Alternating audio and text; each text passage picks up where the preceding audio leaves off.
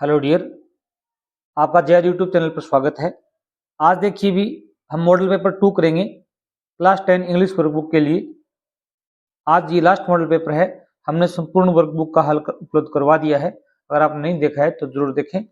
और अभी हमने कक्षा 10 के ग्रामर पोर्शन का भी स्टार्ट कर दिया है, तो आप चैनल को जरूर सब्सक्राइब करें और चैनल पर बने रहें।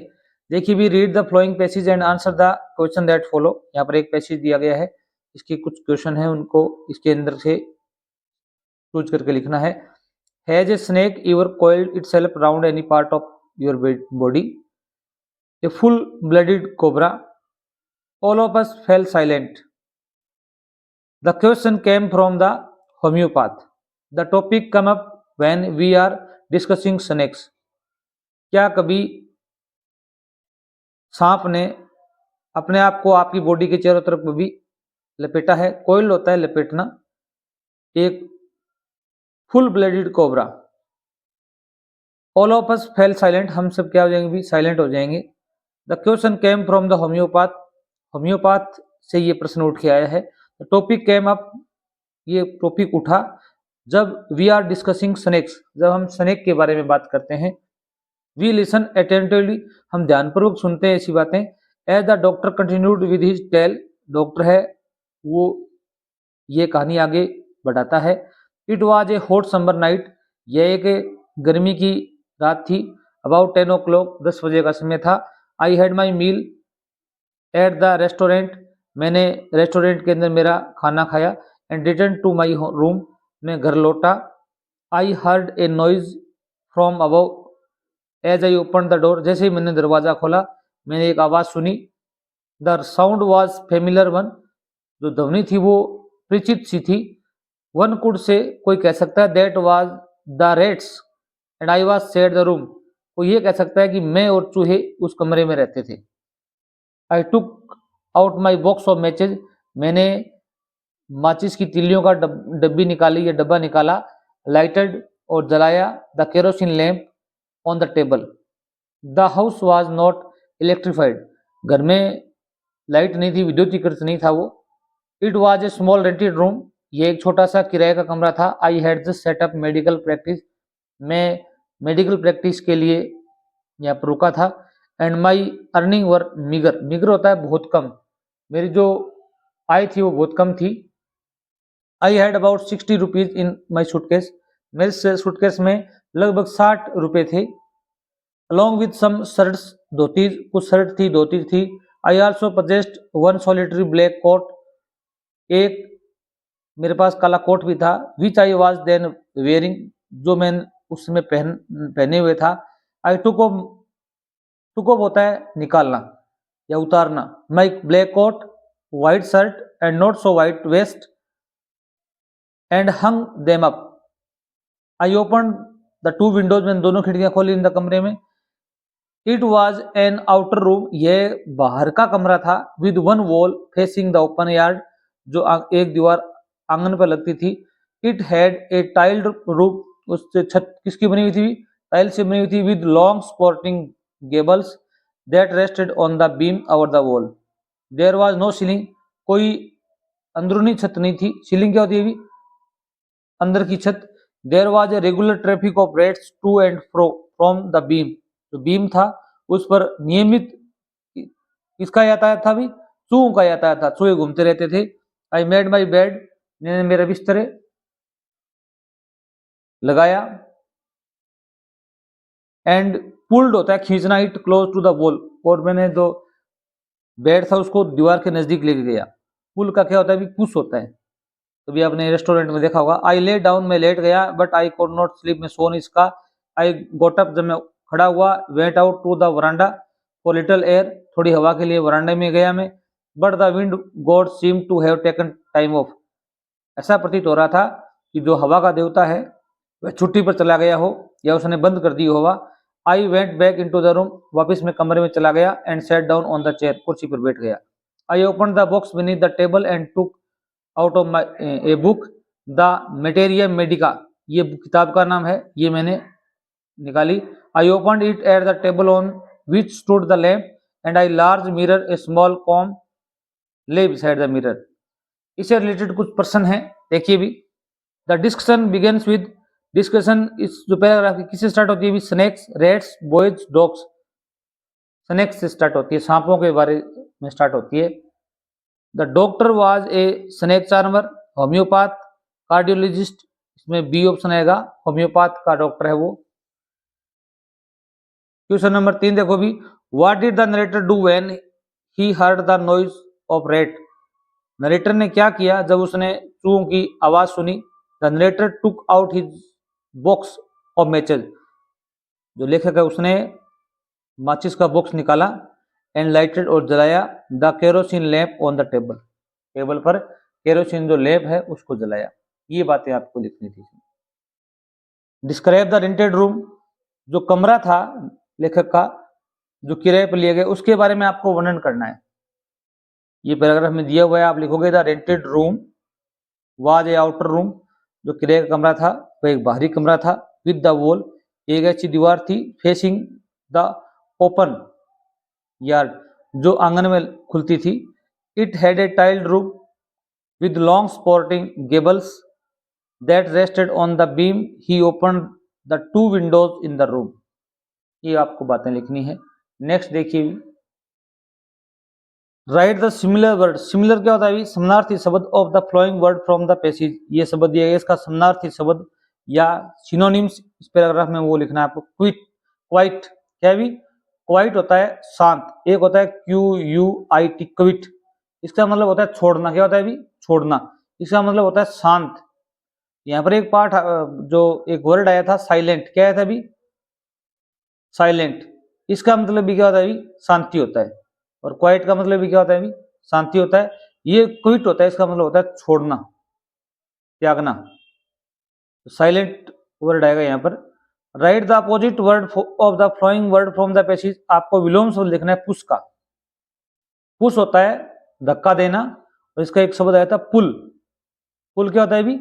खींचना। जैसे कोई रेस्टोरेंट होता है, कोई होटल होता है, उसका एक गेट पर लिखा होता है पुश, एक पर लिखा होता है पुल। इसको धक्का दो, इसको खींचो। 2 नंबर भी पैसेज आया हुआ है, देखो भी। The only women in the world who has scaled Mount Everest twice was born in a society. केवल एक औरत संसार में जिसने माउंट एवरेस्ट को 2 बार चढ़ाई की, उसने वैसे परिवार में पैदा हुई थी, समाज में पैदा हुई थी, वेयर जहां पर the birth of a son was regarded as a blessing, जहां पर बेटे का जन्म होना एक आशीर्वाद माना जाता था। एंड ए डॉटर, एक पुत्री, दो नॉट कंसिडर्ड ए कर्स, एक अभिशाप तो नहीं माना जाता था। कर्स क्या होता है अभी?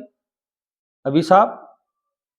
वाज नॉट जनरली वेलकम, परंतु साधारणतः उसका स्वागत नहीं किया जाता था। जैसे आपके भी कभी लड़का होता है, थालियां बजाती हैं और मिठाइयां बांटी जाती हैं, लड़की पर ऐसा नहीं होता है आजकल, परंतु आजकल होने लग गया है, पहले नहीं होता था।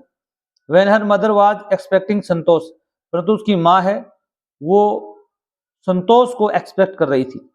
ए ट्रेवलिंग होली मैन, एक यात्री, पवित्र आदमी। गिविंग हर हिज ब्लेसिंग, जिसने उसकी माँ को आशीर्वाद दिया था।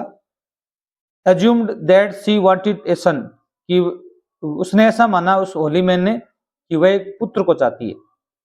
But to everyone surprise, परंतु प्रत्येक आदमी को आश्चर्य हुआ। The unborn child's grandmother who was standing close by told him that they did not want a son, परंतु जो अजन्मा बच्चा था, उसकी माँ जो उसके बिल्कुल नजदीक खड़ी थी, इसके भी होली मैन,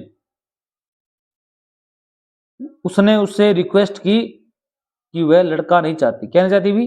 लड़का नहीं चाहती। They did not want a son, उनको बेटा नहीं चाहिए। The holy man was also surprised, जो होली मैन था वह भी आश्चर्यचकित हो गया। Nevertheless he gave the requested blessing, और उसने क्या किया अभी? उसको आशीर्वाद दे दिया, उसके अनुसार अर्थात लड़की का आशीर्वाद दे दिया। And as a destiny would have it, और भाग्य ने ऐसा ही किया।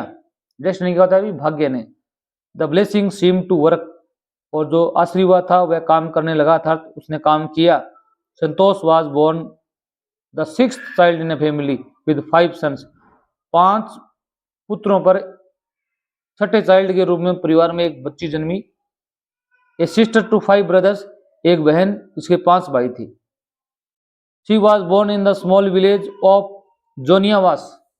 वह एक छोटे से गांव में पैदा हुई थी। गांव का नाम था जोनियावास और रेवाड़ी डिस्ट्रिक्ट इन हरियाणा। हरियाणा की रेवाड़ी डिस्ट्रिक्ट में। The girl was given the name Santosh, और जो लड़की को नाम क्या दिया गया? अभी संतोष नाम दिया गया। विच मीन्स कंटेंटमेंट, इसका अर्थ है संतुष्टि। संतोष का अर्थ क्या होता है? अभी contentment. But Santosh was not always content, परंतु संतोष थी वो हमेशा संतुष्ट नहीं थी। With her place in a traditional way of life, उसके पारंपरिक जीवन के स्थान पर। She began living life on her own terms from the start, वह आरंभ से ही अपने जीवन को अपने हिसाब से जीना चाहती थी। वेयर अदर गर्ल्स वोर ट्रेडिशनल इंडियन ड्रेसेस, जहां पर जो दूसरी लड़कियां थी वो पारंपरिक भारतीय वस्त्र पहनती थी। संतोष प्रीफर्ड शॉर्ट्स, मतलब संतोष थी वो शॉर्ट्स प्रीफर करती थी, पसंद करती थी। Looking back she says now, from the very beginning I was quite determined that if I choose a correct or rational path the others around me had to change, not me. उसका एक मत था कि वह एक सही और तर्कयुक्त रास्ता चुनेगी, उसके चारों तरफ जो लोग थे वो खुद बदल जाएंगे, वह नहीं बदलेगी। Santosh parents were affluent land owner. Affluent होता है धनवान, धनाढ्य। संतोष के माता पिता थे वो धनाढ्य जमींदार थे, अर्थात खेती करते थे। Who could afford to send their children to the best schools, वो अपने बच्चों को अच्छे विद्यालयों में भेज सकते थे। Even to the country's capital, यहाँ तक कि देश की राजधानी न्यू दिल्ली में भेज सकते थे। Which was quite close by, जो उनके बहुत नजदीक थी। But in the line with the prevailing custom in the family, परंतु परिवार में एक ऐसी रिवाज थी। Santosh had to make do with the local village school, Santosh को सामान्य गांव में भेजा गया, लोकल स्कूल में। So she decided to fight the system, इसलिए उसने उस सिस्टम से लड़ने की निश्चय किया। इन आवर ओवन क्वाइट वे, अपने शांत तरीके से। When the right moment right, जब सही समय आएगा तब। And the right moment came when she turned 16, सही समय तब आया जब वह 16 साल की हो गई। एट 16, 16 साल की उम्र में most of the girls in her village use to get married, सबकी शादी कर दी गई थी। Santosh was also under pressure from the parents to do the same, Santosh पर भी अंडर प्रेशर थी, दबाव था कि वह भी शादी कर ले। A marriage as early as that was the last thing on her mind. She threatened her parents, उसने अपने माता पिता को धमकाया। That she would never marry, वह शादी नहीं करेगी। If she did not get proper education, और उसको उचित शिक्षा नहीं मिलती है। शी लेफ्ट होम, वह घर छोड़ा उसने। And got herself enrolled in a school in Delhi, और दिल्ली में उसने अपने नामांकन दर्ज करवा दिया। इनरोल क्या होता है? भी नामांकन दर्ज करवाना, नाम लिखवाना। When her parents refuse to pay for her education, तो उसके माता पिता ने मना कर दिया कि वह शिक्षा के लिए पैसा नहीं देंगे। शी पोलाइटली इन्फॉर्म, उसने विनम्रता पूर्वक जवाब दिया, सूचना दी। Them of her plans to earn money by working part time of to pay her school fees, कि वह पार्ट टाइम जॉब करके स्कूल की फीस अदा कर देगी। Her parents then agreed to pay her for her education, फिर उसके माता पिता सहमत हो गई फीस अदा करने के लिए। अब देखो भी, संतोष वाज बोर्न इन, संतोष कहाँ पैदा हुई थी? हरियाणा, राजस्थान, पंजाब, दिल्ली।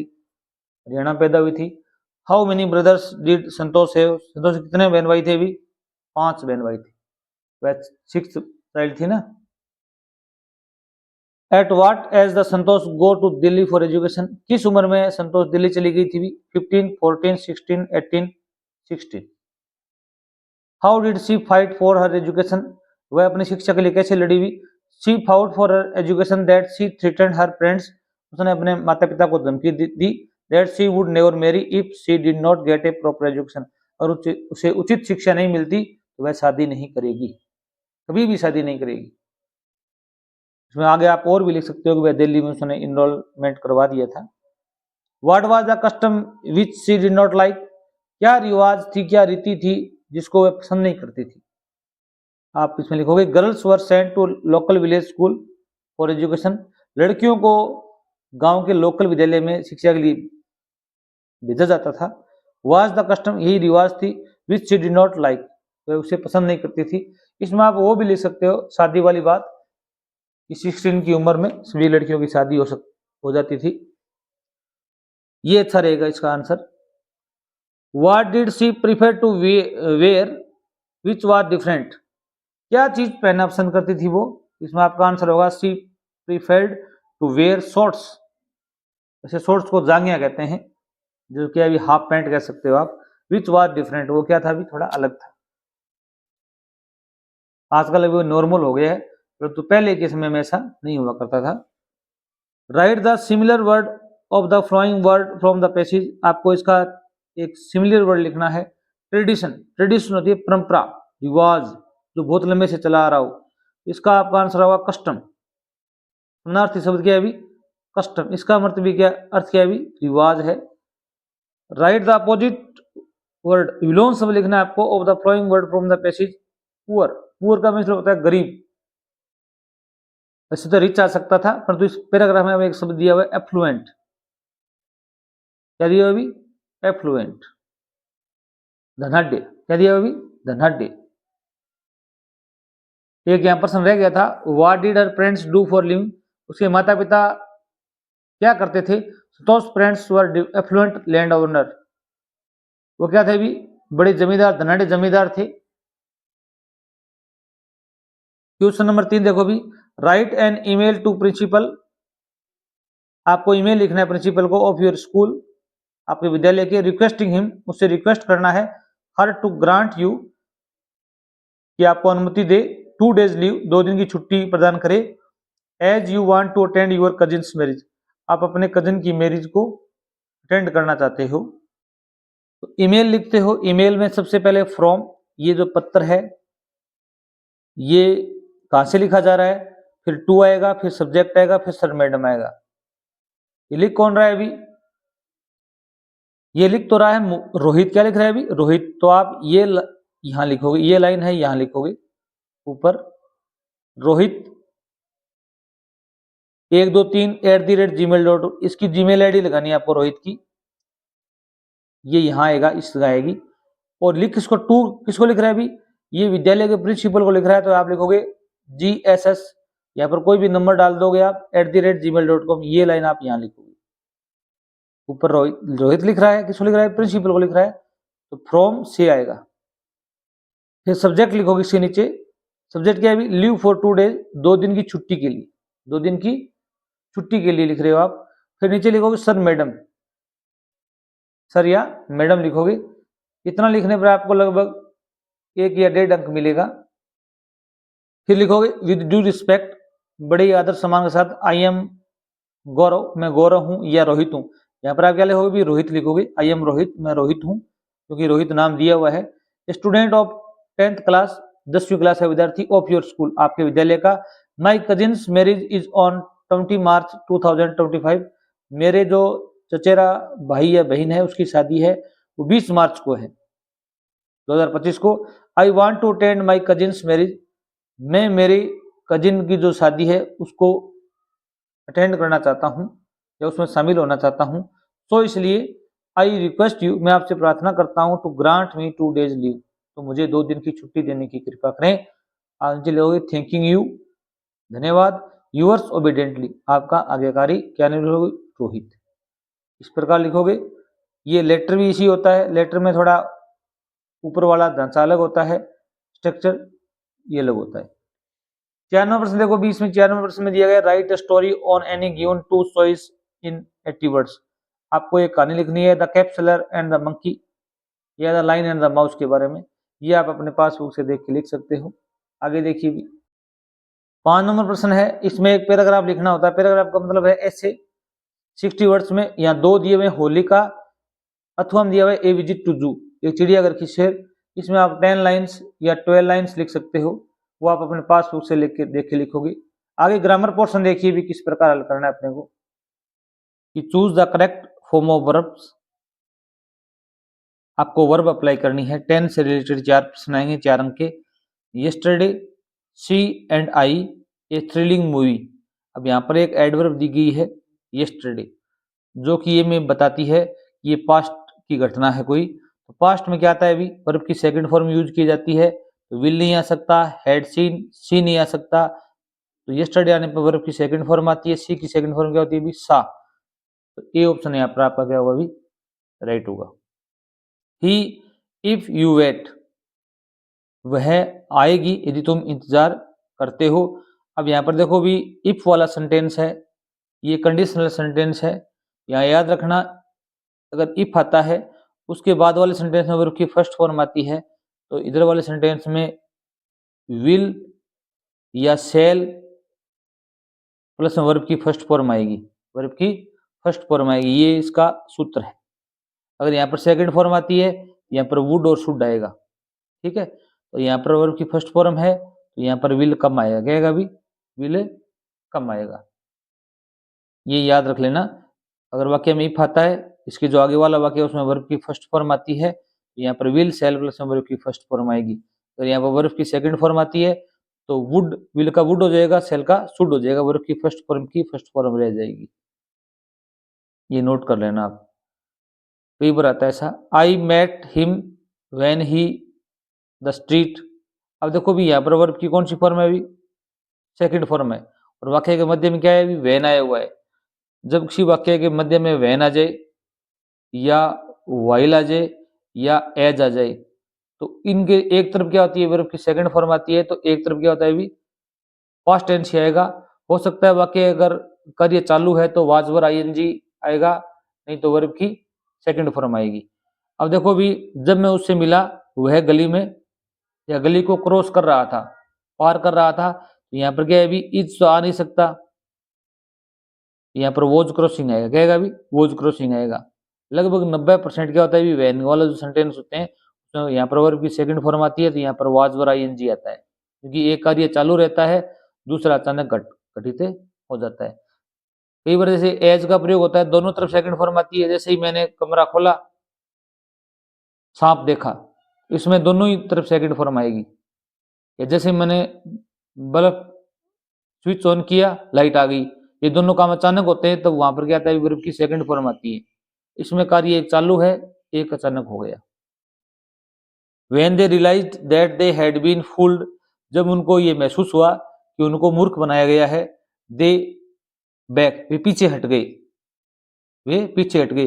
अब देखो यहाँ पर when वाला सेंटेंस है, यहाँ पर वर्ब की सेकंड फॉर्म आई हुई है, यहाँ पर हैड प्लस में वर्ब की थर्ड फॉर्म आई हुई है, यहाँ पर पास्ट टेंस ही आएगा, हैव नहीं आ सकता, हैड रस्ट नहीं आ सकता, हेड रस्ट हेड के बाद में थर्ड फॉर्म आती है तो ये भी नहीं आ सकता, यहाँ पर रस्ट आएगा, बी वर्ब की सेकंड फॉर्म यूज होगी। आगे देखो भी 7 नंबर प्रश्न है, change the flowing sentences into indirect speech. आपको इंडायरेक्ट स्पीच में चेंज करना है। हमारे चैनल पर क्या है भी ग्रामर से संबंधित कक्षा 10 के सभी वीडियो पब्लिश्ड है, जो नहीं है वो हम पब्लिश कर देंगे। अगर आप देखना चाहते हैं, सीखना चाहते हैं ग्रामर, तो चैनल पर जरूर जाएं और चैनल को सब्सक्राइब भी करें। The principal said to me do your homework on time. Principal ने कहा कि अपना कार्य समय पर करें। अब ये क्या है अभी इंपेरेटिव सेंटेंस है, क्योंकि यहाँ पर प्रश्नवाचक चिन्ह नहीं है ना, ये डू से स्टार्ट हो रहा है, तो ये डू यहाँ पर हेल्पिंग वर्ब नहीं, वर्ब है, क्या है अभी वर्ब है। याद रखना यहाँ पर प्रश्नवाचक चिन्ह आता तो ये हेल्पिंग वर्ब होती। अब देखो भी इसमें क्या दिया गया, अभी प्रिंसिपल ने सलाह दी है कि आपका जो गृह कार्य है वो समय पर करो, या ऑर्डर दिए, the principal said to change होगा किसमें भी एडवाइज्ड में, एडवाइज्ड मी, तो प्रिंसिपल एडवाइज्ड मी दोनों वाक्यों को जोड़ने के लिए किसका प्रयोग करेंगे भी टू का प्रयोग करेंगे, क्योंकि इंपेरेटिव सेंटेंस में टू आता है। डू का क्या आएगा भी डू आएगा। यूर चेंज होगा मी के अनुसार, ये सेकंड फॉर्म है प्रोनाउन की, ये भी इसकी सेकंड फॉर्म क्या होती है अभी माई होती है। Homework on time.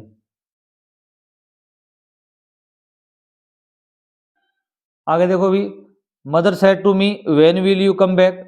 माँ ने मुझसे कहा कि तुम वापस कब आओगे। अब यहाँ पर देखो भी प्रश्नवाचक चिन्ह है, WH वर्ड से स्टार्ट हो रहा है, ये इंटरोगेटिव सेंटेंस है। यहाँ मदर क्या आएगा अभी मदर आएगा। सेड टू किसमें चेंज करेंगे भी हम आस्क्ड में, किसमें चेंज करेंगे भी आस्क्ड में। और मी का क्या आएगा अभी, मी दोनों वाक्यों को जोड़ने के लिए WH वर्ड का WH वर्ड ही आएगा, या क्या आएगा अभी, वेन का क्या आएगा अभी, वेन आ जाएगा। और यहाँ पर क्या आएगा अभी, यू से चेंज होगा मी के अनुसार। यहाँ मी की फर्स्ट फॉर्म क्या होती है अभी, आई, विल चेंज हो जाएगा वुड में, कम क्या आएगा अभी, कम, बे का क्या आ जाएगा अभी, बैक आ जाएगा। Mother asked me I would come back. आगे देखिए भी 8 नंबर प्रश्न देखो भी, change the flowing sentences into passive voice. अब आपको 8 नंबर प्रश्न है वो पैसिव में चेंज करना है। The teacher is telling us a story, अध्यापक हमें एक कहानी बता रहा है।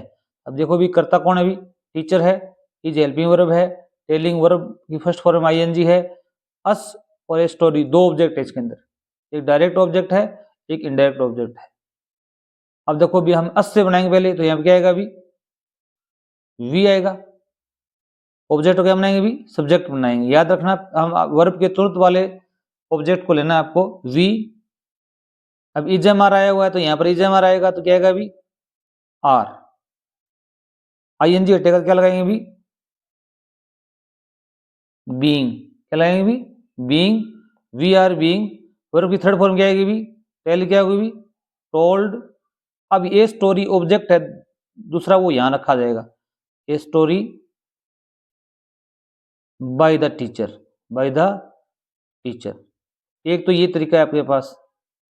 अगर आप ए स्टोरी से बनाना चाहोगे तो स्टार्टिंग में क्या लिखोगे भी, ए स्टोरी, फिर हेल्पिंग वर्ब इजएमआर में क्या आएगा अभी, इज, फिर आईएनजी जुड़ेगा तो क्या होगा अभी, हटेगा तो being told, a story is being told to us. यहां पर ध्यान रखना कि टू अस आएगा, यहां पर टू या फोर जरूर लगेगा, इसलिए याद रखना आप यहां पर जो प्रोनाउन दिया हुआ हो उससे ही बनाने की कोशिश करना, वरना आप टू और फोर में यहां गलती कर सकते हो। Story is being told to us by the teacher, by the teacher, ये आएगा, ठीक है। अब 2 नंबर देखो भी, I have built a wooden house. यहाँ पर आई करता है, हैव हेल्पिंग वर्ब है, ये वर्ब की थर्ड फॉर्म है, ए वुडन हाउस, ये क्या है, सब्जेक्ट है, क्योंकि हाउस इसमें मेन वर्ड है, ये एडजेक्टिव है। तो पहले क्या आएगा अभी, ए वुडन हाउस। यहाँ पर हैज आएगा तो यहाँ पर भी हैज आएगा, तो यहाँ पर क्या आएगा अभी, एक ही घर है तो हैज आएगा। फिर अपनी तरफ से क्या लगाना पड़ेगा, पैसिव में भी बीन लगाते हैं, हैज हैव हैड के बाद में क्या लगाते हैं, भी बीन लगाएंगे, बीन। थर्ड फॉर्म की थर्ड फॉर्म आएगी built, built by, I change हो जाएगा मी में। क्वेश्चन नंबर 9 देखो भी, rewrite the flowing sentences using correct singular और प्लूरल फॉर्म ऑफ वर्ब्स। आपको यहाँ पर केवल सिंगुलर और प्लूरल वर्ब ही भरनी है। ये सब्जेक्ट वर्ब कनकॉर्ड से संबंधित है। हमारे चैनल पर अभी हमने इसका संपूर्ण वीडियो पब्लिश किया है, वो जाके आप देखोगे तो आपकी गलती नहीं होगी। 2 नंबर इसमें आपके पक्के आएंगे। He along with his friends were going to the party. अब यहाँ पर देखो भी एक करता तो ये है, और यहाँ पर अलॉन्ग विद जुड़ा हुआ शब्द है, और यहाँ पर हिज फ्रेंड्स है। यहाँ पर जो क्रिया आई है वो वर लगा रखा है। याद रखना अलॉन्ग विद से अगर दो सब्जेक्ट जुड़े हुए हों तो जो क्रिया है वो पहले वाले कर्ता के अनुसार आएगी। तो यहाँ पर ही के अनुसार क्या आएगा, भी वो जाना चाहिए। यहाँ क्या लोग ही लिखोगे, along with his friends, यहाँ वो जाएगा, क्या आएगा, भी वो जाएगा। ये वो हिज फ्रेंड्स के अनुसार नहीं आकर ही के अनुसार आता है। ये बहुत मोस्ट इंपोर्टेंट है, याद कर लेना। Going to the party. 2 number देखिए भी, time and tide waits for none. अब यहाँ पर देखो भी टाइम और टाइड जो सब्जेक्ट है वो एक ही चीज को दर्शाते हैं, समय। तो यहाँ पर क्या है, भी यहाँ पर सिंगुलर क्रिया आएगी, ये सेम का सेम आप यहाँ पर लिख दोगे। वेट्स क्या आएगा, भी वेट्स आएगा। ऐसे कहते हैं 2 and 2 makes 4, 2 और 2 कितने होते हैं, भी 4 होते हैं। तो वहां पर भी क्या आएगा, वर्ब की फर्स्ट फॉर्म एस या ईएस आएगा। जैसे slow and study wins the race, हमने वर्कशीट में किया था पीछे। आगे देखो भी 10 नंबर क्वेश्चन देखो भी, frame the equation of the given sentence, आपको क्वेश्चन क्रिएट करना है, बनाना है। She wished me morning with A happy face, उसने मुझे एक खुशी चेहरे से मॉर्निंग विश किया। अब यहां पर देखो उसने कैसे विश किया, तो हाउ से प्रश्न बनेगा, तरीका बताना है अपने को कि उसने अपने को गुड मॉर्निंग है वो कैसे विश किया है, तरीका बताना है अपने को। तो ही हाउ, यहां पर सेकंड फॉर्म वर्ब की है तो यहाँ पर क्रिया क्या आएगी भी, डिड आएगी। हाउ शी, हाउ डिड, यहां पर क्या आएगा भी, she, how did she wish me या यू, मी चेंज हो जाएगा यू में, यू मॉर्निंग। प्रश्न ये पूछा जाएगा कि उसने तुम्हें मॉर्निंग कैसे विश किया, मॉर्निंग का मॉर्निंग आ जाएगा, उत्तर आएगा विद ए हैप्पी फेस, खुशी चेहरे के साथ में, दुखी चेहरे के साथ में, नाराजगी से, ये तरीका है विश करने का। यहाँ पर सेकंड फॉर्म हो तो यहाँ पर डिड का प्रयोग करेंगे, फर्स्ट फॉर्म हो तो यहाँ पर डूड का प्रयोग करेंगे, कर्ता सी का सी आ जाएगा। यहाँ पर डिड हट गया तो यहाँ पर वर्ब की फर्स्ट फॉर्म आएगी डिड के साथ में, डू डज डिड के साथ में वर्ब की फर्स्ट फॉर्म आती है हमेशा, और मी चेंज होगा यू में, मॉर्निंग आ जाएगा।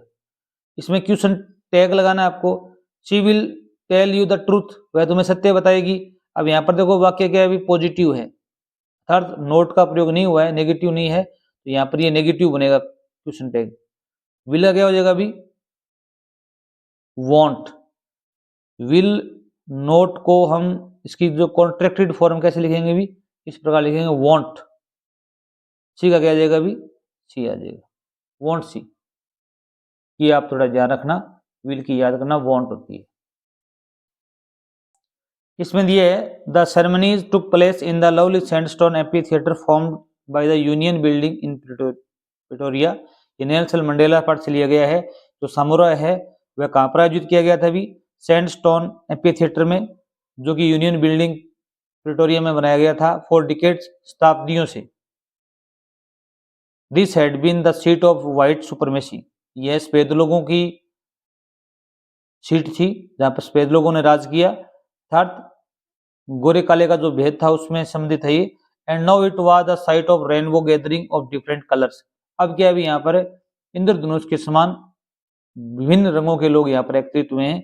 एंड नेशंस, राष्ट्र से, for the installation of south Africa first democratic non racial government, अब क्या हो रहा है अभी वहां पर स्थापना हो रही है अफ्रीका की प्रजातांत्रिक और नॉन रेशियल अजातिगत सरकार की, जिसमें कोई जातिगत भेदभाव ना हो। On that lovely autumn day, ये क्या अभी ऑटम डे है सुंदर, आई वाज अकम्पनीड, मेरे साथ कौन है अभी, माई डॉटर जैनानी, उसकी जो नेल्सन मंडेला की पुत्री का नाम है जैनानी।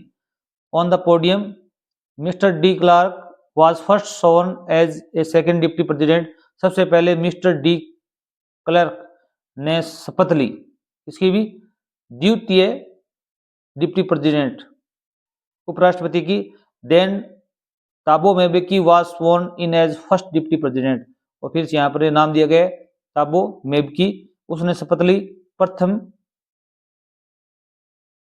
उपराष्ट्रपति के लिए।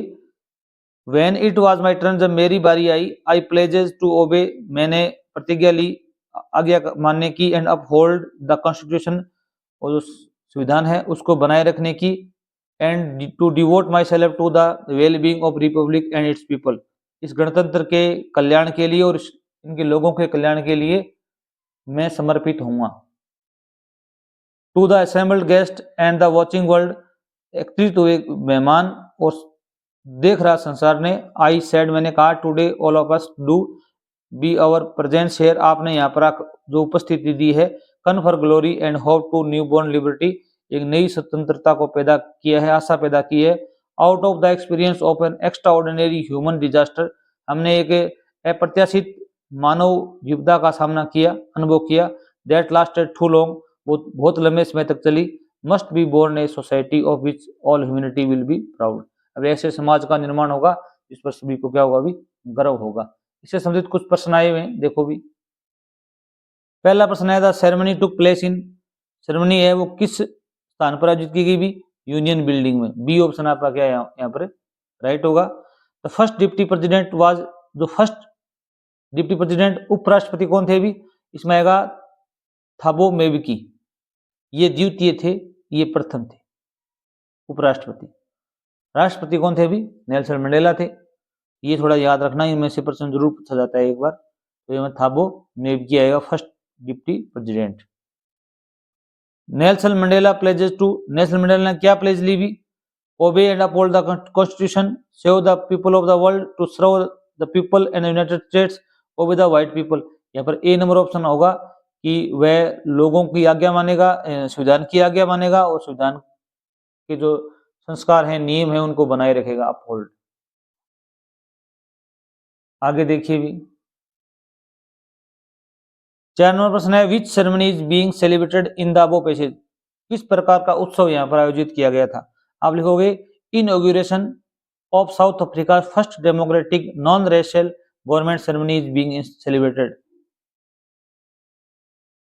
साउथ अफ्रीका के प्रथम प्रजातांत्रिक और बिना जातिगत सरकार उत्सव था, उसके उद्घाटन समारोह का यहाँ पर आयोजन किया गया था। इनॉग्रेशन होता है उद्घाटन। हुई जेनानी, जेनानी कौन थी भी? जेनानी नेल्सन मंडेला की पुत्री थी, तो आप लिखोगे Zenani is Nelson Mandela's daughter. Zenani is Nelson Mandela's daughter, Nelson Mandela की पुत्री थी। अब देखो, from the above passage find a word similar in the meaning freedom. आपको फ्रीडम शब्द का एक समानार्थी शब्द इस पैराग्राफ में आया हुआ है, वो आपको चूज करना था। यहाँ पर क्या है? लिबर्टी आया हुआ है। क्या है अभी? लिबर्टी। इसका मतलब भी क्या होता है भी? स्वतंत्रता होता है। आगे देखो, एक और पैसेज आया हुआ है, Mij and I remained in London for nearly a month. Mij और मैं लगभग 1 महीने के लिए लंदन में रहे। He would play for hours, वह घंटों तक खेलता रहता था। With a selection of toys, चुने हुए खिलौने, ping pong balls, marbles, rubber fruit, and a terrapin shell that had brought back from the native marshes. Marshes होती है दलदल, जो कि मैं दलदल से वापस आते समय लाया था। With the ping pong ball he invented a game of his own. Ping pong ball के साथ में उसने अपना खुद का ये गेम स्टार्ट कर दिया था, खोज कर ली थी। Which could keep him engrossed for half an hour at a time. वह लगभग आधे घंटे तक उसके साथ में खेलता रहता था। एक suitcase that I had taken to Iraq, जो मैं इराक से लाया था, had became damaged on the journey home, रास्ते में वह क्षतिग्रस्त हो गई थी। So that the lid of when closed, जब उसे बंद किया जाता था तो उसका जो ढक्कन है, रिमेन्ड एट ए स्लोप, तो वो एक ढाल के रूप में रह जाता था। From one end to other, एक एंड से दूसरे एंड तक एक ढाल बन जाती थी। Mij discovered that he placed the ball on the high, Mij है उसने एक खोजबीन की, उस बॉल को वह ऊपरी हिस्से पर रखता, and it would run down, वह नीचे लुढ़क के आती, the length of the suitcase, suitcase की लंबाई के अनुसार। He would dash around to the other end to ambush its arrival, वह जब वह पहुंचती उसको जब्त कर पकड़ लेता, दौड़कर वहां तक पहुंच जाता। Crouching to spring up and take it by surprise, grab it and trot up with it to high and once more, फिर दोबारा उसको फेंकता और दोबारा फिर इसी प्रकार वह खेलता रहता। Mij and I remained in London for nearly, Mij और जो कवि है वो कितने समय तक वहां पर रहे थे भी? ए मंथ, 1 महीने के लिए। Mij invented a new game with a ping pong ball से, उसने एक नए गेम की खोज की उनकी, क्या था वो भी? Ping pong ball. The suitcase was taken to, कहां से लाई गई थी टेकन? इराक से लाई गई थी सूटकेस। कहां से लाई गई थी भी? इराक से। क्वेश्चन नंबर 4 देखो भी, how did Mij spend his time in London. Mij है वो अपना समय लंदन में कैसे बिताता था? आप बताओगे। मिज स्पेंड हिज टाइम, मिज अपना समय बिताता था in London playing with toys, खिलौनों के साथ खेलकर, रबर बॉल फ्रूट के साथ में, मार्बल्स के साथ में, and ping pong balls. He also enjoyed playing in the water, वह पानी में खेलने का आनंद भी लेता था। आगे है what game did Mizo invent, मिज ने कौन से गेम का आविष्कार किया था? आप बताओगे with the ping pong ball, किसे भी पिंग पोंग बॉल है उससे उसने एक क्या किया था भी, he invented a game of his own, of his own. आगे लिख सकते हो विच, जो कि could keep him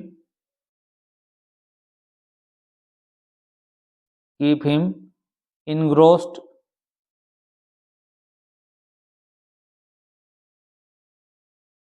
for up to half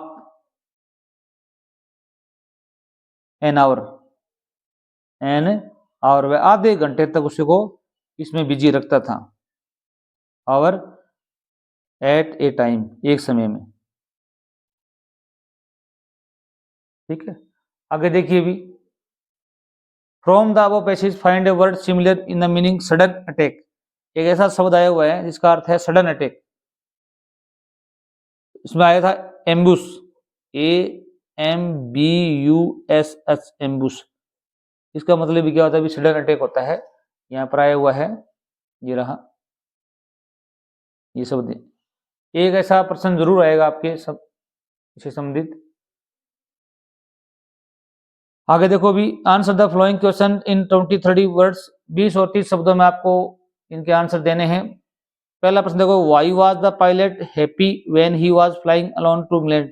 pilot खुश क्यों था जब वह अपनी जहाज को इंग्लैंड की तरफ उड़ा रहा था या इंग्लैंड की तरफ वह जा रहा था? ये प्रश्न एक बार पूछा गया है, दोबारा एग्जाम में आ सकता है। तो आप लिखोगे the pilot was happy, pilot खुश था, व्हेन जब he was flying alone to England, जब इंग्लैंड की तरफ उड़ान भर रहा था, बिकॉज क्योंकि, ही वॉज एक्साइटेड वह उत्तेजित था, टू बी होम घर पहुंचने के लिए, विद हिज फैमिली अपने फैमिली के साथ में, enjoy a big English breakfast और वह एक इंग्लिश ब्रेकफास्ट का आनंद भी लेना चाहता था। यहाँ पर इस प्रकार लिखोगे आप, and enjoy a big English breakfast. Next देखिए, what punishment did Mr Keesing give to Anne Frank. Mr Keesing ने एने फ्रैंक को क्या पनिशमेंट दिया था भी? ये प्रश्न भी अच्छा है, आ सकता है। उसने क्या दिया? एक्स्ट्रा होमवर्क दिया था। आप लिखोगे मिस्टर किसिंग, डिड रटेगा तो गिव सेकंड फॉर्म आ जाएगी, gave extra homework, extra homework दिया था to Anne Frank as a punishment, एक पनिशमेंट के रूप में, because she was talkative in English class, वह क्लास में बहुत बातूनी थी, वह बहुत बातें करती थी, तो उसको सजा के रूप में क्या दिया था भी? एक्स्ट्रा होमवर्क दिया था। 3 नंबर प्रश्न देखो भी, what are the various adventure sports available in Coorg. Coorg के अंदर कौन कौन से साहसिक खेल उपलब्ध थे भी? आप बताओगे the various adventure sports available in Coorg are. यहां से लिखोगे the various adventure sports available in Coorg, फिर आर का आर यहां आर लिखोगे। Water sports, mountain sports and trekking, 3 खेल वहां पर थे। ये प्रश्न भी अच्छा है, याद सकता है, याद कर लेना। Water sports, mountain sports and trekking. Question number 4 देखो भी, why did Valli want to ride the bus. Valli है बस पर क्यों जाना चाहती थी भी? ये भी अच्छा प्रश्न है। Valli wanted to ride on the bus, Valli did हटेगा तो वांट का क्या, wanted to ride on the bus, bus पर जाना चाहती थी, बिकॉज क्योंकि, she was curious about the outside world वह बाहरी संसार के प्रति जिज्ञासु थी, अर्थात वह बाहर का जो संसार है, एक्टिविटी उनको देखना चाहती थी। वांटेड टू एक्सपीरियंस एडवेंचर और वह चाहती थी एक साहसिक अनुभव लेना चाहती थी। She wanted to ride on the bus to enjoy it, वह बस पर आनंद लेने के लिए भी सवारी करना चाहती थी।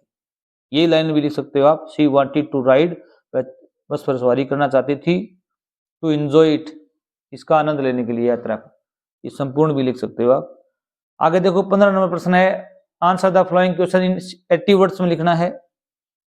हाउ वुड यू से the Lencho had complete faith in God, explain in your words.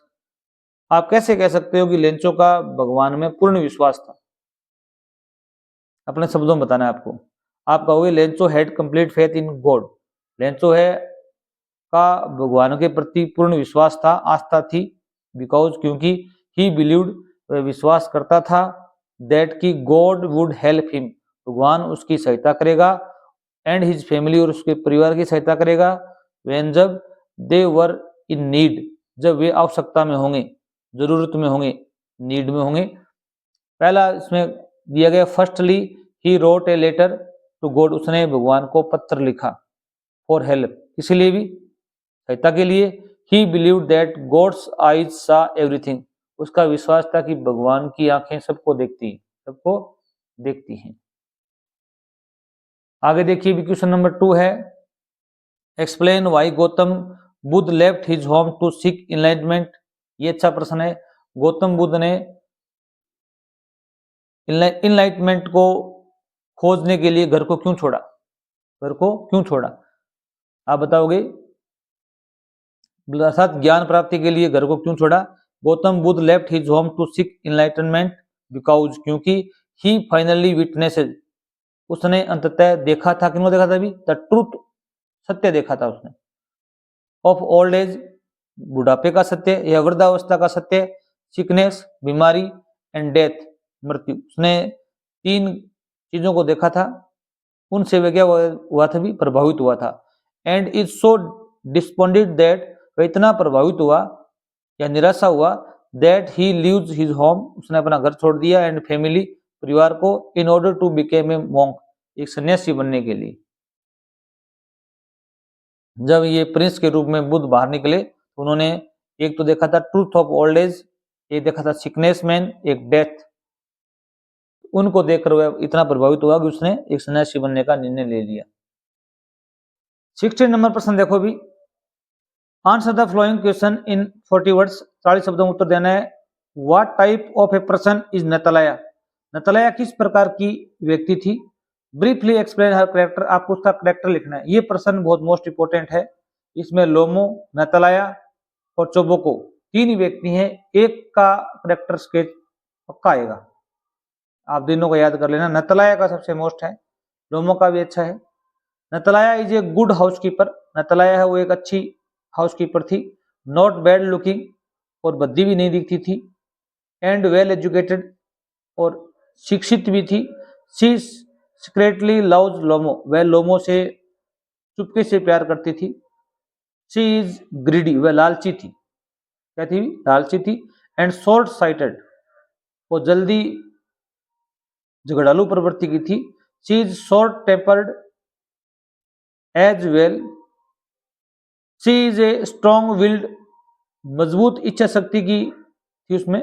And a practical lady, और एक व्यवहारिक औरत भी थी।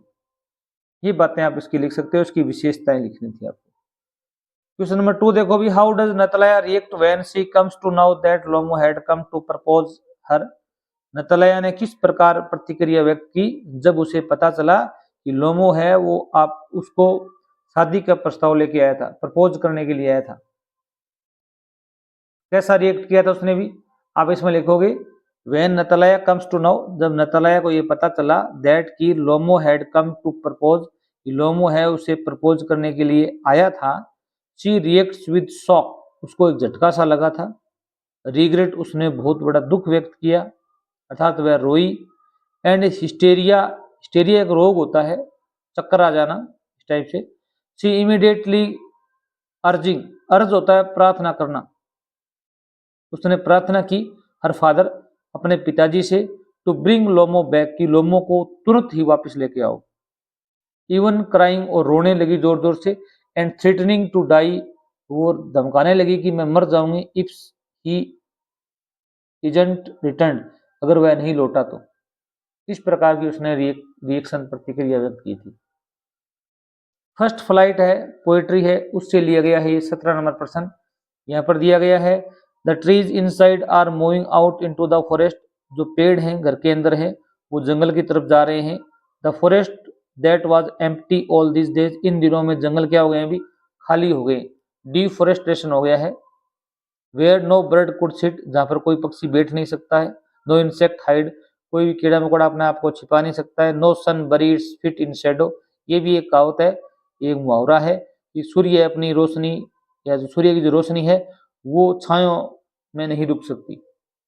The forest that was empty all these nights will be full of trees by morning, रात को जो जंगल है वो खाली है, वो सुबह क्या हो जाएगा अभी, पेड़ पौधों से भर जाएगा।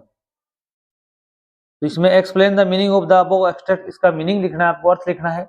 आप इसमें लिख सकते हो द फॉरेस्ट इज एम्प्टी, जंगल खाली है, बिकॉज ऑफ, क्यों, डिफोरेस्टेशन, वन उन्मूलन के कारण, पेड़ पौधों की कटाई के कारण खाली है। तो इसलिए there is no place to sit for bird, वहां पर कोई भी स्थान नहीं है बचा, कोई स्थान नहीं बचा किस लिए भी, पक्षियों के लिए। And to hide for insect, और कीड़ों मकोड़ों के छिपने के लिए।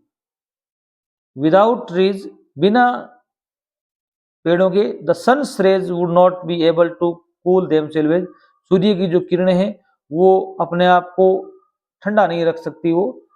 The barren forest will be filled, जो बेरन फॉरेस्ट है, जो उजड़ा हुआ जंगल है, वह दोबारा भर जाएगा न्यू ट्रीज, नए पेड़ों से, बाय द मॉर्निंग, सुबह तक। अर्थात कवि ऐसी आशा करता है कि नए पेड़ पौधे लगेंगे और जंगल दोबारा हरा भरा हो जाएगा। आगे देखो भी, why was the forest empty all this days, इन दिनों में जंगल खाली क्यों है अभी। जो कवि कहता है forest was empty all this days because of deforestation, वनों की कटाई के कारण जंगल के भी खाली हैं, यही आपका आंसर होगा, बिकॉज ऑफ डिफोरेस्टेशन। अच्छा प्रश्न है, आ सकता है एग्जाम में। Which is the practice of cutting down trees for other uses, जो डिफोरेस्टेशन क्यों हो रहा है अभी, क्योंकि हम उन पेड़ पौधों को अलग उपयोग के लिए काम में ले रहे हैं। आगे देखो भी, the true chameleon is small, एक जो कैमेलियन होता है वो क्या होता है, भी छोटा होता है। A lizard sort of thing, एक प्रकार की छिपकली होती है। He hasn't any ear at all, उसके कान नहीं होते। And not a single wing, और पंख भी नहीं होते। If there is nothing on the tree, अगर पेड़ पर कोई नहीं है, दिस द कैमेलियन यू से, वहां पर आपको कैमेलियन देखने को मिलेगा। गिरगिट कह सकते हो कैमेलियन को, तो अपना रंग बदलता हो, क्या बदलता हो अभी, रंग बदलता हो। What does the poet tells us about A chameleon, chameleon के बारे में कवि क्या बताता है अभी। The poet tells us about A chameleon, कवि है वो कैमेलियन के बारे में बताता है। That A chameleon is found on a tree, ये पेड़ों पर पाया जाता है। It is a small animal, एक छोटा सा जानवर है। लाइक लिजर्ड, छिपकली के समान। It hasn't any years and not a single wing, न तो ये इसके न तो कान होते हैं न इसके पंख होते हैं। If there is nothing on the tree, अगर पेड़ पर कुछ भी नहीं है, there must be a chameleon for you, आपके लिए कैमेलियन जरूर होगा। गिरगिट मिलेगा आपको वहां पर, जो अपना कलर चेंज कर लेता है आवश्यकता अनुसार। Right the rhyme scheme and rhyming words, आपको इस जो पैराग्राफ है इसकी राइम स्कीम लिखनी है और राइमिंग वर्ड भी लिखने।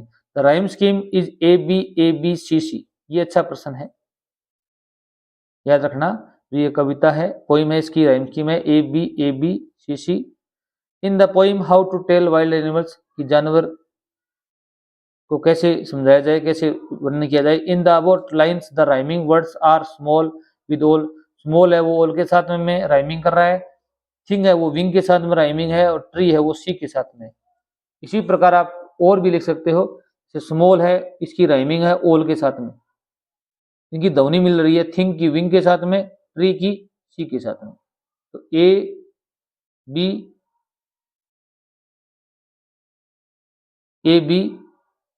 सी सी। आगे देखो भी, why did ब्लिंडा cry for help, ब्लिंडा है वो हेल्प के लिए क्यों चिल्लाई हुई। ब्लिंडा क्राइड फॉर हेल्प बिकॉज, क्योंकि शी वॉज टेरिफाइड, वह डरी हुई थी। By the site of A pirate, जो समुद्री डाकू थे उनके दृश्य से। Who had entered her room, वह उसके कमरे में घुस गया था। ये आप अच्छा प्रश्न है, एक बार आया हुआ भी है, मोस्ट है, याद रखना। What do fire and ice symbolise in the poem fire and ice? Fire and ice जो पोइम है उसमें फायर और आइस किसका प्रतीक है? ये भी अच्छा प्रश्न है। फायर सिम्बोलाइजेज डिजायर, फायर है वो संकेत करती है डिजायर का प्रतीक है वो, ग्रीड लालच का, और डिस्ट्रक्टिव इमोशंस और विनाशात्मक भावनाओं का, लाइक फ्यूरी व्हाइट। आइस है वो रिप्रेजेंट किसको करती है भी? हेटर्ड घृणा को, oldness, indifference and lack of feeling. अच्छा प्रश्न है, ये आ सकता है, ध्यान रखना। क्वेश्चन नंबर 3 देखो भी, what message do you get from the poem A tiger in the जू? ए टाइगर इन द जू कविता से आपको क्या मैसेज मिलता है भी? The poems a tiger in the zoo conveys the message, कविता है वो मैसेज देती है that animals should be free, जानवरों को आजाद कर देना चाहिए, to live in their natural habitat, ताकि वो अपने प्राकृतिक आवास या निवास में रह सकें, एंड नॉट इन कैप्टिविटी, नहीं कि वो कोई कि पिंजरे में या जाड़ में फंसे रहें। ये अच्छा प्रश्न है, जरूर याद करना। आगे देखो भी 18 नंबर प्रश्न है आपके, 3 ऑब्जेक्टिव टाइप प्रश्न आएंगे। Read the following question and choose the correct alternatives. What did Ebright do in kindergarten? Kindergarten में जो एवराइट राइटर है वो क्या कर रहे थे भी? कलेक्ट बटरफ्लाइज, यहाँ पर यही आएगा। Matilda was born into a family of, Matilda है वो एक ऐसे परिवार में पैदा हुई थी, कलरक में, किसमें है अभी? कलरक्स में, उनके परिवार में कलरक थे father. Who was Ramlal? Ramlal कौन था अभी? ये revenue official, administrative, bank manager, commissioner, यहाँ पर रेवेन्यू ऑफिशियल था वो। ये भी अच्छा प्रश्न एक बार आया हुआ है। क्वेश्चन नंबर 19 देखो भी, draw a brief character sketch of Hari Singh. Hari Singh का चरित्र बताना है आपको, कैसा था भी? थीप स्टोरी से लिया गया है। इसमें जरूर आएगा या तो हरि सिंह का आता है या फिर अनिल का आता है। Hari Singh is a 15 years old thief. Hari Singh है वो 15 वर्ष का एक चोर है। हु इज इंटेलिजेंट, वह बहुत बुद्धिमान भी है, क्लेवर चतुर है, एंड रिसोर्सफुल संसाधन युक्त है। He is also a liar, वह झूठा भी है। Who changes his name to avoid getting caught by the police, police के डर से कि पकड़ा न जाए वह अपना नाम बदलता रहता है। ये अच्छा प्रश्न है, जरूर याद करके जाना। आपको या तो हरि सिंह का करेक्टर मिलेगा या इस पार्ट में अनिल है उसका करेक्टर मिलेगा, बार बार ये पूछा जाता है। आगे देखो, write about Tricki's visit to surgery. जब ट्रिकी को सर्जरी ले जाया गया तो उसकी विजिट यात्रा के बारे में आपको वर्णन करना है। Tricki look down at the noisy dogs with dull eyes. जब उसको रास्ते में ले जाया जा रहा था, वह जब कुत्ते भौंक रहे थे वह नीचा देख रहा था। ही ले मोशनलेस, वह गतिहीन रूप में पड़ा था, ऑन द कारपेट, दरी पर। The other dogs ignored him as an uninteresting object. दूसरे कुत्ते हैं वो भी उसको नजरअंदाज कर रहे थे, एक अरुचिकर ऑब्जेक्ट की तरह। आगे देखिए भी, what was the problem of Mme Loisel. Mme Loisel थी, उसकी क्या प्रॉब्लम थी भी? नेकलेस पार्ट से लिया गया है। The problem of Mme Loisel was that, उसकी प्रॉब्लम थी, she had nothing new or suitable to wear for the occasion, कि वह जो ओकेजन के लिए उसके पहनने के लिए कोई उपयुक्त या नई कोई ड्रेस नहीं थी। She gets a new dress, उसको नई ड्रेस तो उसने ले ली, but she doesn't have any jewel to beautify her चेहरा, उसके पास कोई ऐसा आभूषण नहीं था जो उसको सुंदर बना सके। ब्यूटीफाई क्या था अभी? सुंदर बनाना वर्ब होती है। आगे देखो भी, Griffin was rather A lawless person comment. ये प्रश्न एक बार पूछा गया है कि ग्रीफन है वो एक कानून को तोड़ने वाला व्यक्ति था। कमेंट कीजिए आप। फुटप्रिंट्स विदाउट फीट से लिया गया है। आप कहोगे यस, हाँ, द करेक्टर ग्रीफन है वो एक लॉलेस पर्सन था, लिखोगे। Exhibited a disregard for laws, वह कानून के लिए, कानून को नहीं मानने वाला व्यक्ति था। सोशल नॉर्म्स, वह सामाजिक नियमों को नहीं मानने वाला व्यक्ति था। Continuously engaging in criminal activities, वह आपराधिक गतिविधियों में संलग्न था। लाइक कौन कौन सी थी? स्टीलिंग, चोरी करना, डिस्ट्रॉइंग प्रॉपर्टी, संपत्ति को नुकसान पहुंचाना, एंड अटैकिंग अदर्स, और दूसरों पर आक्रमण करना, ऑल वाइल इनके साथ साथ टेकिंग एडवांटेज ऑफ हिज इनविजुअलिटी, अपनी आदर्शता का लाभ भी वह उठाता था। ये बात आप इसमें लिखोगे। क्वेश्चन नंबर 2 देखिए भी, right a brief character sketch of भोली। भोली का आपको चरित्र लिखना, ये अच्छा प्रश्न है, वो आ जाएगा। Bholi's whole personality underwent a complete transformation towards the end of the story. कि जो भोली है उसकी व्यक्तिगत जो पर्सनैलिटी है, व्यक्तित्व है, वो आरंभ से लास्ट तक क्या होता है, बदल जाता है, पूर्णतः चेंज हो जाता है। कैसे होता है भी, और एजुकेशन उसमें क्या रोल निभाती है। At the beginning of the story, कहानी के आरंभ में भोली इज डिपिक्टेड, भोली को चित्रित किया गया है एज ए सिंपल, एक साधारण, टिम्ड, डरपोक एंड लेक कॉन्फिडेंट, और कम आत्मविश्वास या आत्मविश्वास की कमी की एक लड़की। But as the story progress, जैसे ही कहानी आगे बढ़ती है, प्रोग्रेस करती है, शी रिसीव्स एजुकेशन, वह शिक्षा ग्रहण करती है, विच इम्पावर्स, जो उसको शक्ति प्रदान करती है, समर्थ बनाती है, हर उसको, and boost her self esteem, उसका आत्मविश्वास जागता है। She rejects this mean and greedy man, वह उस लालची आदमी को त्याग देती है, नकार देती है। She prefers to be a school teacher, वह एक विद्यालय अध्यापिका बनना चाहती है, and not a helpless housewife, न कि वो एक असहाय घर की पत्नी। और वीडियो अच्छा लगा चैनल जो सब्सक्राइब करना। थैंक्स।